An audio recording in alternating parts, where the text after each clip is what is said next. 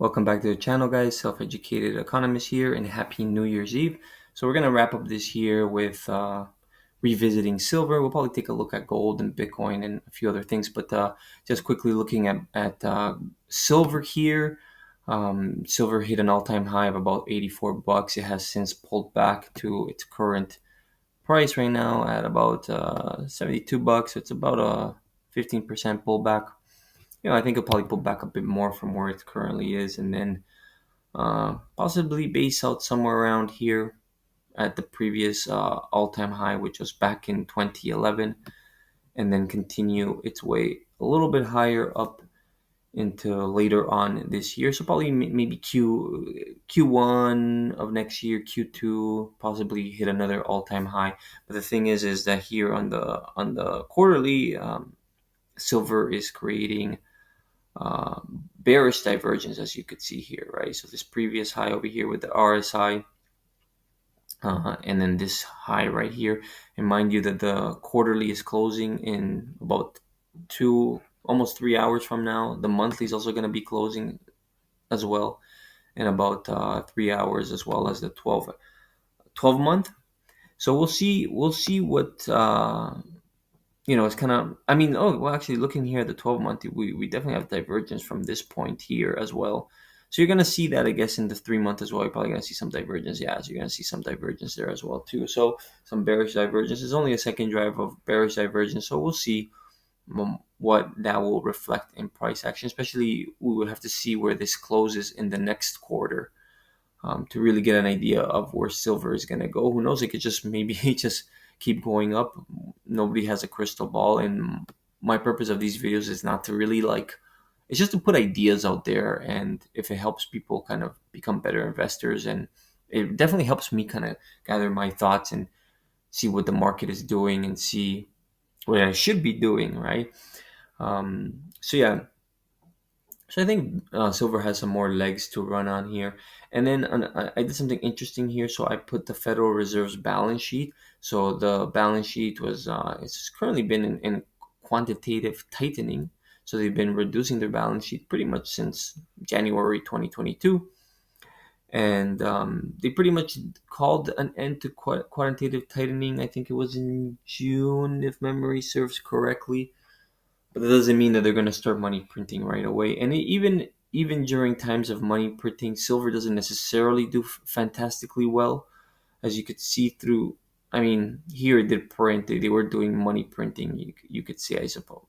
Well, they were, right. This is pretty much from end of 2019 all the way to January 2022. They did money printing, but silver went up and then went down. So the money printer doesn't necessarily mean the silver or even things like gold are going to go up. Um, what it does mean is that usually higher risk assets are going to go up significantly because now there's new money into the system, and when there's new money into the system, there's usually more appetite for risk, and silver and gold act more as hedges and as a protection, right? When times are rough, or there's uncertainty in the markets, if there's a lot of fear in the markets, usually people go to safe havens like gold and silver, and they've been crushing it. Like silver's performance this year is just beautiful. Beautiful, for a lack of a better term. It's just absolutely beautiful. Like, this return is insane. I really wish I bought silver at the beginning of this year.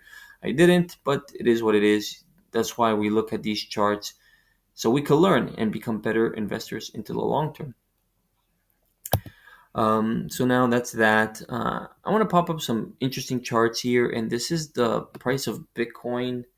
Uh, this is the price of Bitcoin measured in gold, and as you could see, let's look at it at a monthly look. It's probably a little bit cleaner here. Get rid of this stuff. Get rid of this guy over here. So if you could see here, Bitcoin pretty much had hit an all-time high priced in gold back in January 2025. January last year, December 2024, January 2025. And then since then, it's been in a downturn relative to gold. And it's already bled about 50%. So let's take a look at the last time gold or I guess Bitcoin was in a bear market versus gold, and that's pretty much in Bitcoin's last bear market, right? And sorry, so Bitcoin dropped about 75%, almost 76% versus the price of gold. So will Bitcoin drop more from here? Only time will tell, but it's really interesting. Actually, here, let's take a look at this. Let's create a bearish retracement, and let's take a look where it bounced up. So it bounced all the way to got up to the 618. So above the 618. Sorry, this is a bad look for this. Let me make this a bit bigger. Yeah, so it just created like yeah, just above the 618. What I'm talking about here is that Bitcoin hit an all-time high, came down, and then let's turn on these guys for a second.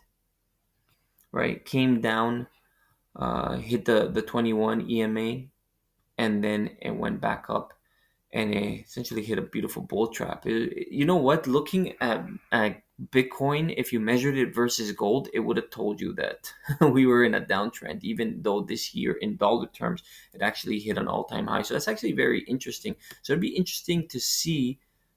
I guess it did something similar to what it did here, but obviously this bounce was a lot better. It was a much larger bounce, and then it kept bleeding.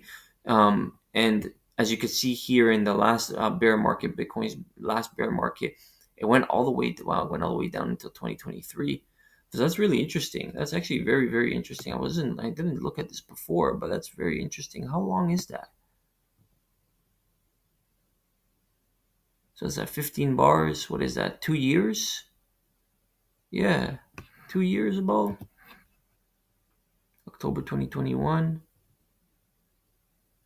December 2022. Just over. Okay, so just no. So it's just sorry.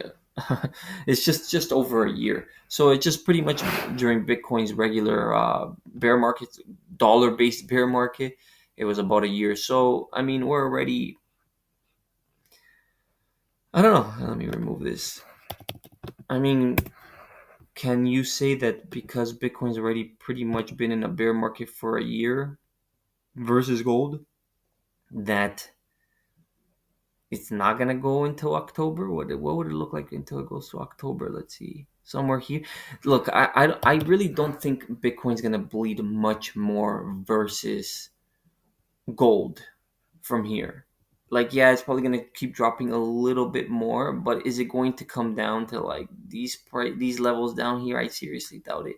Like maybe it'll come down to at at the most down here to this to 16 ounces, but I really don't see that happen. Oops. I really don't see that happening.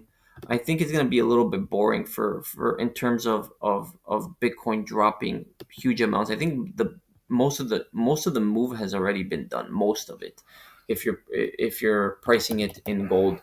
So that's an interesting chart, and if you look at it in Bitcoin priced in silver, it looks kind of similar as well too, except it's bled a lot more, right? So but as you could see, Bitcoin's still in an uptrend. It's still in a very much an uptrend. As long as Bitcoin is pretty much above this last lower high, 683 silver ounces, you're good to go. So it still has some room to breathe.